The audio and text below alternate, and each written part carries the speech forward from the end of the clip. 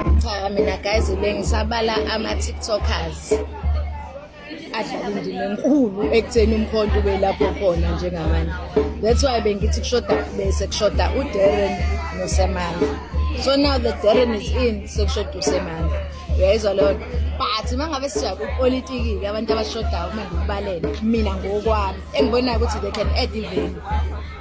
Uyabona umncwango we-Action SA. Lalela luyababa ngibe ngimlalela nje kulezi insuku. Yebo phela umuntu akakwazi kuba perfect ngoba nama ngikho perfect, so I can't expect other people to be perfect. So ungaboni ngasolinye kweminye imbono kuyenzeka kodwa nje I can feel his passion for umuntu omnyama right now, so I think we need him. I hope he comes. I think impela ngakuhle mase sibe nayo mangase sibe nomncwango sibe noNdlozi ebese sizoba noDlamini lo weFees Must Fall. Abe sibophele ngempela ke manje lapho abe nje sibophele kokugcina because uyabona uDlamini lento yakhe nomuntu omnyama ile ngaphakathi ezibilini zenhliziyo. Uyabona lo muntu lo is convicted ngokufuna ukuvikela nokukhusela umuntu omnyama.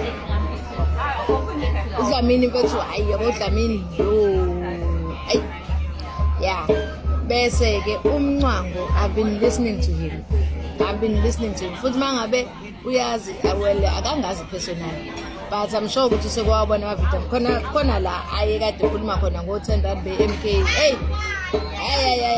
Ngaphenduka naye namatafula kwabheka phezulu ngoba wayekhuluma into ngaleso sikhathi. But mangabe khuluma in general ngabantu abamnyama mani uyamuzwa manje ukuthi hayi umkhonto lo uyagwaza ke manje umkhonto uyagwaza umkhonto abuya mncango wamukelekile ekhaya vele uyabona nje yabo wena uza Ndlozi mfethu mina ngikuthanda nanomoya wakho angazi ke kodwa ngoba phela umuntu uma usambonela kude ungazi ukuthi uyamthanda mase fika eduzane bese kuba yenye into but uNdlozi nje futhi nonkosikazi wakho ngimthanda nobabili yabo.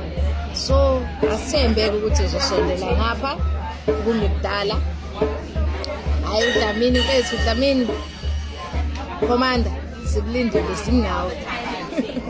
Ayigcwale lo mkhumbi kaNoah awugcwale lo mkhumbi womkhonto wesizwe ayigcwale inqanawe ngoba uthiwani wasakhela inqanawe wathi vuliyeza ungena lalela usakhela inqanawe uzuma mfethu sikhona manje wonke umuntu makangena ongafuna ukubhuqa amakeze la yayibona leyo nto sizogwasa umkhonto